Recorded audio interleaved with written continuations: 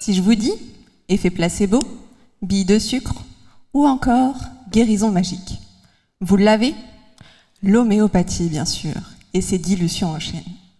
Imaginez, la dilution 4CH, c'est comme verser un verre dans 10 piscines olympiques. Et je vous parle même pas de la dilution 9CH, qui revient à mettre 10 baignoires dans tous les océans de la planète. Voilà les croyances populaires de l'homéopathie. Moi, je vais vous prouver l'action de l'homéopathie sur des cellules immunitaires dans un contexte de recherche sur le cancer. Une tumeur, c'est certes un amas de cellules cancéreuses, mais pas seulement.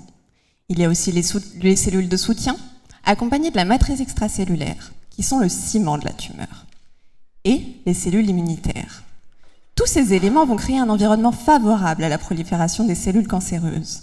C'est le micro-environnement tumoral. Pour ma thèse, c'est uniquement sur les cellules immunitaires que je souhaite avoir une action. Un peu comme sur un front de guerre. Imaginez, les cellules immunitaires affrontent les cellules cancéreuses.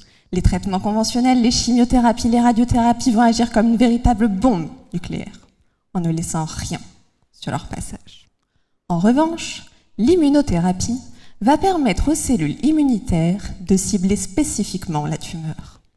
Mais la cellule immunitaire est maligne, et elle a appris à mettre en place des stratégies pour échapper aux cellules immunitaires. C'est là qu'intervient l'homéopathie, grâce à laquelle je veux stimuler davantage les cellules immunitaires pour les aider à déjouer les stratégies des cellules cancéreuses. Ainsi, les dilutions homéopathiques que je teste ont été retenues pour leurs propriétés immunomodulatrices. Comment j'obtiens ce résultat ?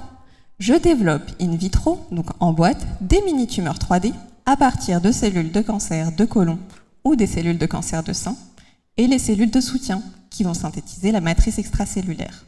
Cette matrice est un gel d'ancrage pour les cellules qui leur permet de se déplacer et de dialoguer. Ensuite, je peux ajouter des cellules immunitaires que j'ai précédemment isolées à partir de donneurs de sang et avoir le micro-environnement tumoral le plus fidèle à la réalité.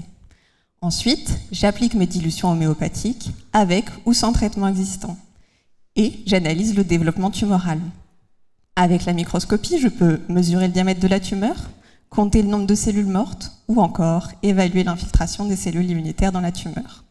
Ainsi, dans un futur proche, mes travaux devraient permettre de reconnaître que l'homéopathie a une action sur l'immunité. Et peut-être que lorsque ce jour viendra, on pourra convenir tous ensemble que l'homéopathie ne se réduit pas à un effet placebo.